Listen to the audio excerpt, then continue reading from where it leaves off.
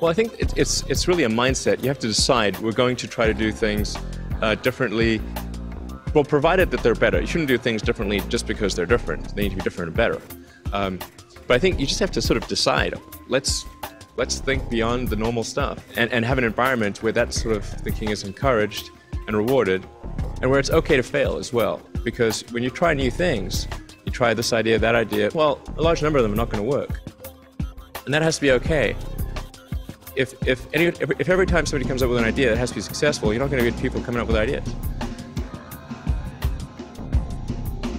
Well, I try to make it a really fun place to work, really enjoyable.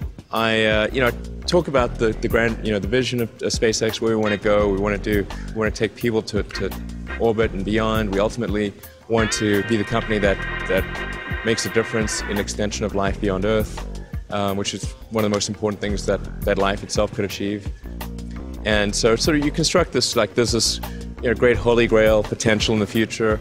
You have to stay grounded in the short term. So because if you don't do things that pay the bills, you're not going to achieve the ultimate long-term objective.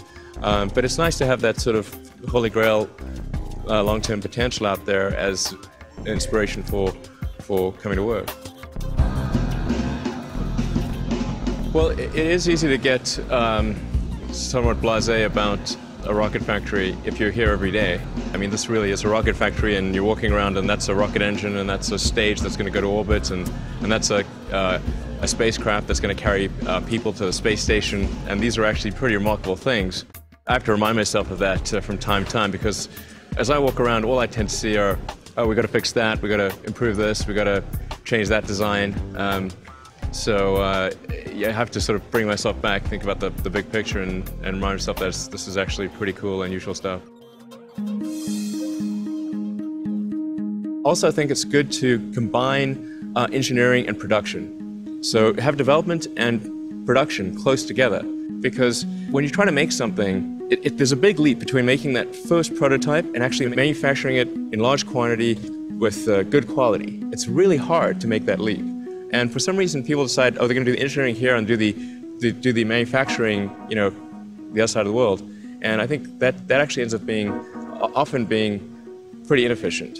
I like that combination of engineering and production.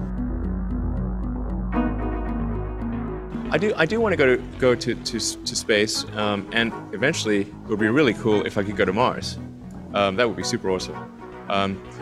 But this is not about me getting to space. It's really about enabling others to get to space. It's about enabling the extension of life beyond Earth. So I'd like to go in the first one, but I actually, if I didn't have all these so much depending on me, I would actually. Early in life, I did lots of risky things when I didn't have that much that was depending on me. now I have to be more cautious about risky things. It would be at least as important as life going from the oceans to land, and arguably more important because life could go gradually from the oceans to land, and if it's got a little uncomfortable on the beach, you could hop back in the ocean. But extending life to another planet is a huge quantum leap. You have to go hundreds of millions of miles across an extremely hostile environment to a planet which is completely unlike anything you've evolved to live on. I think the United States is more open to new ideas than any country in the world. And I think it's becomes somewhat of a self-fulfilling prophecy in that because the United States is open to new ideas, it attracted people from around the world who had new ideas. So now it's filled with people who like new ideas. And who aren't bound by history. But I think people can choose to be not ordinary. They can choose to not necessarily conform to the conventions that were taught to them by their parents. So yes, I think it's possible for ordinary people to choose to be extraordinary.